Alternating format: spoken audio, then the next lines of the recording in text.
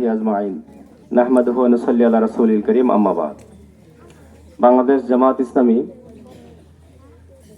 কাছাড় সাংগঠনিক শাখার অত্র এলাকা কর্তৃক আয়োজিত আজকের এই নির্বাচনী জনসভার সম্মানিত সভাপতি, আজকের অনুষ্ঠানের সম্মানিত প্রধান অতিথি, গণমানুষের সংগঠন বাংলাদেশ জামাত ইসলামীর ময়মনসিংহ মহানগরীর সংগ্রামী আমির,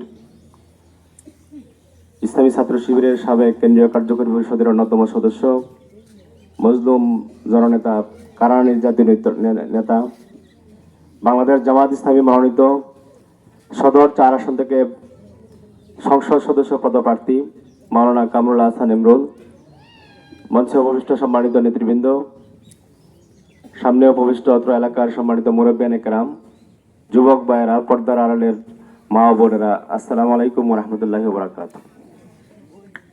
আমরা মহান আল্লাহর দরবারে শুকরিয়া আদায় করছি যে মহান রব আমাদেরকে 2026 সালের নির্বাচনের মতো একটা গুরুত্বপূর্ণ জনসভায় আমাদের অংশগ্রহণ করার সুযোগ করে দিয়েছেন। সেই জন্য মহান মনিবের দরবারে শুকরিয়া আদায় করি। আলহামদুলিল্লাহ আলহামদুলিল্লাহ। রাসূল আকরাম সাল্লাল্লাহু আলাইহি সাল্লামের উপর দরুদ ও সালাম পেশ করছি। শহীদ ভাইদের শাহাদাত কবুলিয়ত কামনা করছি। বিশেষ করে বাংলাদেশ জামাত ইসলামীর সাবেক আমিরে জামাত শহীদ মাওলানা মতিউর রহমান নিজামী, শহীদ আলী হাসান মোহাম্মদ মুজাহিদ, আল্লামা দেলোয়ার হোসেন সাঈদী রাহিমাহুল্লাহ সহ ইসলামী আন্দোলনের শীর্ষ নেতৃবৃন্দ যারা আল্লাহর দ্বীনের জন্য শাহাদাত বরণ করেছেন, আল্লাহ রাব্বুল আলামিনের দরবারে আমরা তাদের শাহাদাতের সর্বোচ্চ মর্যাদা কামনা করছি। আমরা সেই সমস্ত আত্মার মাগফিরাত কামনা করছি যারা 2024-এর গণ আন্দোলনে এই দেশের হাজার হাজার ছাত্র জনতা রাজপথে তাদের নিজের রক্ত বিলিয়ে দিয়ে ফ্যাসিস্ট স্বৈরাচারী সরকারকে উৎখাত করেছিল। সেই সমস্ত শহীদদের আত্মার মাগফিরাত কামনা করছি। সম্মানিত ভাইরা, আমরা এমন এক সময় অতিবাহিত হয়েছে যে সময় নির্বাচনের ট্রেন অলরেডি চালু হয়ে গেছে সারা দেশে। আপনারা জানেন অবশ্যই যে 2024 সালের জুলাই মাস থেকে শুরু হওয়া 5 আগস্ট পর্যন্ত যে আন্দোলন পরিচালিত হয়েছিল সেটা ছিল বৈষম্যের বিরুদ্ধে, এই দেশের একনায়কতন্ত্র ফ্যাসিবাদের বিরুদ্ধে সে আন্দোলন পরিচালিত হয়েছিল। দীর্ঘ 17 বছর যে সরকার বাংলাদেশে একটা অরাজক পরিবেশ সৃষ্টি করেছিল, বাংলাদেশের মানুষকে জেল জুলুম হত্যা নির্যাতনের মাধ্যমে একটা কারাগারে পরিণত করেছিল এবং আয়নাঘর সৃষ্টি করে হাজার হাজার মানুষকে ঘর থেকে বের করে নিয়ে সেই অন্ধকার ঘরের মধ্যে আবদ্ধ রেখে দিনাতিবাদ করতে হয়েছিল। সেই ঘরই অনেকে মৃত্যুবরণ করেছে। আবার সেই ফ্যাসিস্ট সরকার স্বৈরাচারী সরকার বিদায় হওয়ার পরে আবার সেই ঘর থেকে কিছু মানুষ বের হয়ে চলে আসছে। সম্মানিত ভাইয়েরা, সেই দীর্ঘ 17 বছর বাংলাদেশের ইতিহাসে ফ্যাসিস্ট স্বৈরাচারী সরকার যখন জামাত ইসলামীকে উৎখাত করার জন্য জামাত ইসলামী নেতৃবৃন্দকে জেল জুলুম হত্যা নির্যাতনের মাধ্যমে এদেশের মানুষের মন থেকে ইসলামকে বিলীন করে দেওয়ার জন্য এক গভীর ষড়যন্ত্র করেছিল। তারই ধারাবাহিকতায় 2024 সালের 1 আগস্ট বাংলাদেশ জামাত ইসলামী ইসলামী ছাত্র শিবিরকে তৎকালীন সরকার যারা ক্ষমতায় ছিলেন তারা নিষিদ্ধ ঘোষণা করেছিল। অপরাধ ছিল শুধুমাত্র এই সরকারকে উৎখাতের পেছনে নাকি জামাতের অবদানই সবচেয়ে বেশি ছিল। কিন্তু দুঃখজনক হলো এই ফ্যাসিস্ট স্বৈরাচার সরকার যখন বিদায় হলো, এই দেশ থেকে আরেক দেশে পলায়ন করলো, তখন আমাদের দেশের আরেকটা শক্তি তখন তারা তাদের নিজেদের ফসল নেওয়ার জন্য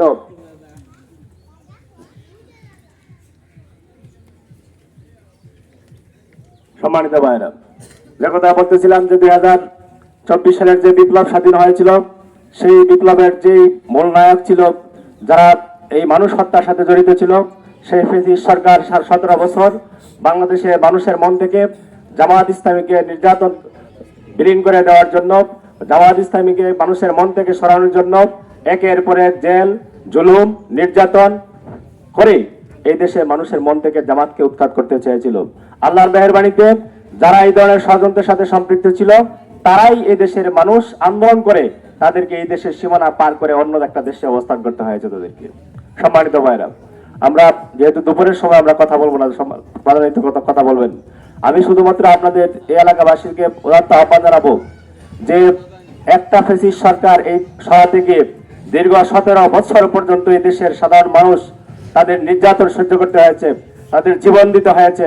হাজার হাজার ছাত্র জনতাকে রাতের অন্ধকারে ঘর থেকে সাদা পুলিশের মতো আচরণ করে ধরে নিয়ে জঙ্গি নাটক করে তাদেরকে নাটক মঞ্চায়িত করা হয়েছিল। সমাজের সবচেয়ে ভালো মানুষ, সবচেয়ে নিরাপদ মানুষ, বিশ্ববিদ্যালয়ের ছাত্র, তাকে ধরে নিয়ে যখন নাটক করা হয়েছিল, প্রহসন করা হয়তো, তখন মানুষের মধ্যে একটা সন্দেহের উদ্রেক হয়েছিল।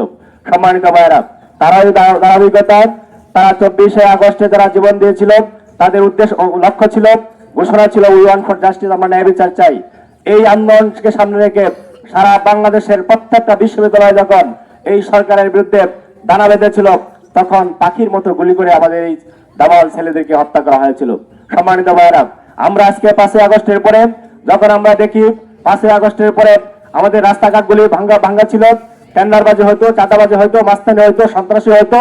5 আগস্টের পরেও যখন আমরা দেখি নতুন করে আরেকটা সরকার প্রতিষ্ঠা করার জন্য যারা আন্দোলন করছেন, নতুন ভাবে ফ্যাসিস্ট তৈরি হওয়ার জন্য যারা রেডি হয়েছেন, তারাও আবার সেই আগের কায়দায় তারা সেই চাঁদাবাজি মাস্তানির সাথে সম্পৃক্ত হয়ে গিয়েছে।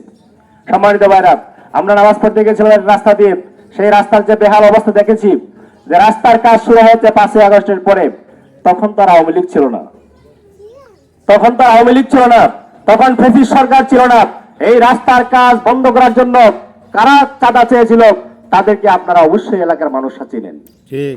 বাংলাদেশের জামাত ইসলামী, বাংলাদেশের ইতিহাসে টেকনাফ থেকে তেতুলিয়া, বাংলাদেশে এমন একটা জনপদে পাওয়া যাবে না যেই জনপদে বাংলাদেশ জামাত ইসলামীর কোন কর্মী, কোন নেতা চাঁদাবাজি করেছে, মাস্তানি করেছে, রাস্তা থেকে ট্যাক্স নিয়েছে, কোন ধরনের সন্ত্রাসী কার্যক্রমের সাথে সম্পৃক্ত থেকেছে, এই ধরনের একটা প্রমাণও বাংলাদেশের কেউ দেখাইতে পারবে না। আমরা আমার এই এলাকাবাসীকে আমি শুধুমাত্র বিবেকে নাড়া দিয়ে যেতে চাই, আগামী দিনের 2026 সালের যে নির্বাচন অনুষ্ঠিত হবে, সেই নির্বাচনে যারা উন্নয়নের সাথে বাধা দিয়েছে, যারা রাস্তার কাজে বিঘ্ন সৃষ্টি করেছে, যারা টেন্ডারবাজি করেছে, যারা চাঁদাবাজি করেছে, যারা মাস্তানি করেছে, যারা মানুষের দোকানপাট উচ্ছেদ করেছে, যারা মানুষদেরকে সরকারের পাথর লুট করেছে, পাথর দিয়ে মানুষ হত্যা করেছে, দোকানপাট উচ্ছেদ করে বাড়িঘর থেকে বের করে দেওয়া হয়েছে, সেই সমস্ত মানুষদেরকে আপনারা চিনে রাখবেন। এবং 2026 সালের নির্বাচনের আগে আবার যদি যারা বাংলাদেশের মানুষের কাছে ভোট ভিক্ষা করে রাষ্ট্র পরিচালনা করতে চায়, আপনারা শুধু জবাব নেবেন, আমার এই রাস্তা বন্ধ কেন, আমার এই পাথর লুট করবে কেন, পাথর দিয়ে মানুষ হত্যা করা হবে কেন, আমার এই দোকানদার যারা সাধারণ মানুষ ব্যবসার সাথে সম্পৃক্ত, তাদের দোকানপাটে চাঁদাবাজির কারণে দোকানপাট লুট করা হওয়ার কারণে, এই প্রশ্নের উত্তর দিতে পারলে আপনারা তাকে ভোট দিবেন। যদি উত্তর না দিতে পারে, যারা বাংলাদেশের স্বাধীনতার পক্ষে, আমাদের দেশের মানুষের পক্ষে চাঁদাবাজির বিরুদ্ধে, সন্ত্রাসের বিরুদ্ধে অবস্থান নিচ্ছে, তাদেরকে আপনারা জবাব দিতে হবে। পারবেন? সম্মানিত ভাইরা, দেশ আজকে দুই ভাগে বিভক্ত, একদিকে সন্ত্রাসী, আরেকদিকে ইসলাম, একদিকে চাঁদাবাজি, একদিকে মাস্তানি, আরেকদিকে সুশাসন। বিবেক দিয়ে চিন্তা করে আপনার সিদ্ধান্ত গ্রহণ করবেন কোন শাসন আপনারা গ্রহণ করবেন। বাংলাদেশ জামাত ইসলামী বাংলাদেশের ন্যায় ভিত্তিক যে শাসন ব্যবস্থা প্রতিষ্ঠা করার জন্য আন্দোলন করছে, তারা ধারাবাহিকতা সারা বাংলাদেশে 300 কেন্দ্রের ঘোষণা দিয়েছে, এমন কেন্দ্রের ঘোষণা দিয়েছে যারা মসজিদে ইমামতিও করতে পারবে, সংসদে গিয়ে জনগণের পক্ষে কথা বলতে পারবে। যারা একদিকে আল্লাহর কাছে ধর্ণা দিবে, তার নিজের কাজের হিসাব আল্লাহ রাব্বুল আলামিনের কাছে হিসাব দেওয়ার জন্য রেডি হয়ে থাকবে, আল্লাহর কাছে হিসাব দিয়ে জান্নাতে যাওয়ার জন্য।